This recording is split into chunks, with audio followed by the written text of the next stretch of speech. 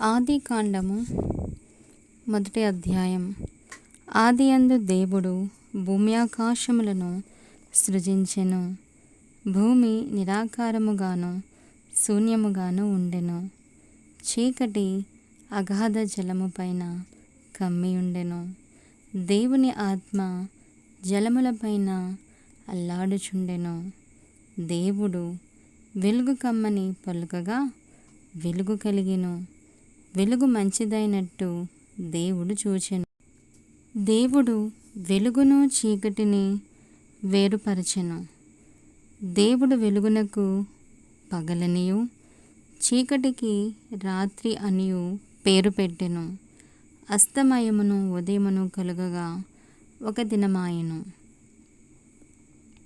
మరియు దేవుడు జలముల మధ్యన ఒక విశాలము కలిగి ఆ జలములను ఈ జలములను వేరుపరచును గాకని పలికెను. దేవుడు ఆ విశాలము చేసి విశాలము క్రింది జలములను విశాలం మీది జలములను వేరు పరపగా ఆ ప్రకారమాయెను. దేవుడు ఆ విశాలమునకు ఆకాశమని పేరు పెట్టెను. అస్తమయమును ఉదయమును కలుగగా రెండవ దినమాయెను. దేవుడు ఆకాశము క్రిందనున్న జలములొక చోటకు కూర్చబడి ఆరణ నీళ్ళ కనబడునుగాకని పలుకగా ఆ ప్రకారమాయెను. దేవుడు ఆరిన నేలకు భూమి అని పేరు పెట్టెను. జలరాశికి ఆయన సముద్రములని పేరు పెట్టెను. అది మంచిదని దేవుడు చూచెను. దేవుడు గడ్డిని విత్తనములిచ్చు చెట్లను భూమి మీద తమ తమ జాతి ప్రకారము తమలో విత్తనములు గల ఫలమిచ్చు ఫలవృక్షములను భూమి మొలిపించుగాకని పలుకగా ఆ ప్రకారమాయెను. భూమి గడ్డిని తమ తమ జాతి ప్రకారము విత్తనములిచ్చు చెట్లను తమ తమ జాతి ప్రకారము తమలో విత్తనములు గల ఫలవృక్షములను మొలిపింపగా అది మంచిదని దేవుడు చూచెను. అస్తమయమును ఉదయమును కలుగగా మూడవ దినమాయెను.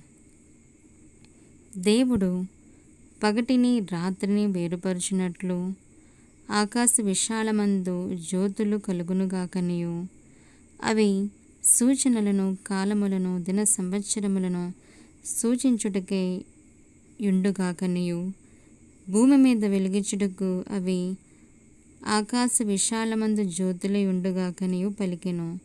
ఆ ప్రకారమాయెను. దేవుడు ఆ రెండు గొప్ప జ్యోతులను అనగా పగటిని ఏలుటకు పెద్ద జ్యోతిని రాత్రిని ఏలుటకు చిన్న జ్యోతిని నక్షత్రములను చేసెను. భూమి మీద వెలిగించుటకును పగటిని రాత్రిని ఏలుటకును వెలుగును చీకటిని వేరుపరచుటకును దేవుడు ఆకాశ విశాలమందు వాటిని ఉంచెను. అది మంచిదని దేవుడు చూచెను. అస్తమయమును ఉదయమును కలుగగా నాలుగవ దినమాయెను. దేవుడు జీవము కలిగి చలించు వాటిని జలములు సమృద్ధిగా పుట్టించునుగాకనియు పక్షుల భూమిపైని ఆకాశ విశాలములో ఎగురునుగాకనియు పలికెను.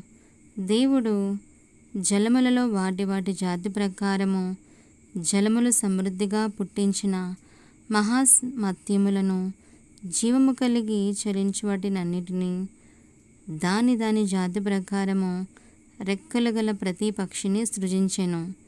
అది మంచిదని దేవుడు చూచెను. దేవుడు మీరు ఫలించి అభివృద్ధి పొంది సముద్ర జలములలో నిండియుండుడనియు పక్షులు భూమి మీద విస్తరించునుగాకనియు వాటిని ఆశీర్వదించెను. అస్తమయమును ఉదయమును కలుగగా ఐదవ దినమాయెను.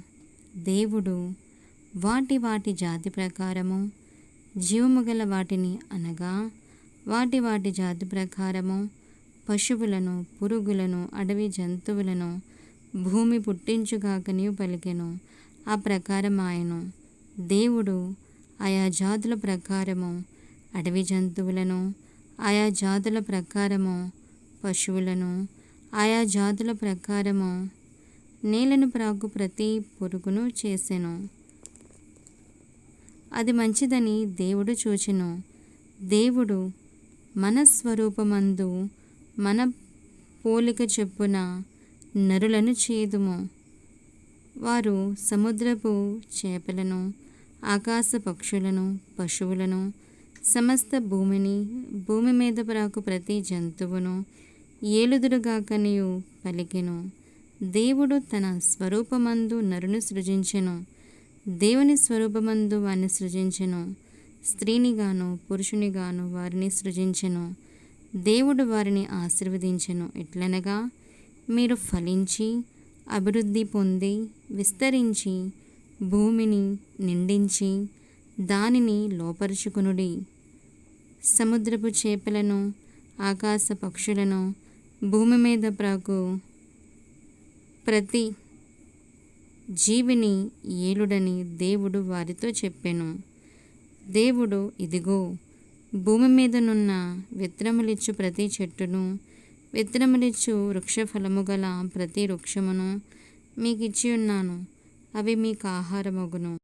భూమి మీద నుండు జంతువులన్నిటికిని, ఆకాశ పక్షులన్నిటికిని, భూమి మీద ప్రాకు సమస్త జీవులకును, పచ్చని చెట్లన్నీయు ఆహారమగునని పలికెను. ఆ ప్రకారం ఆయను. దేవుడు తాను చేసినది యావత్తును చూచినప్పుడు అది చాలా మంచిదిగా ఉండెను. అస్తమయమును ఉదయమును కలుగగా 6వ దినమాయెను. ఆమేన్.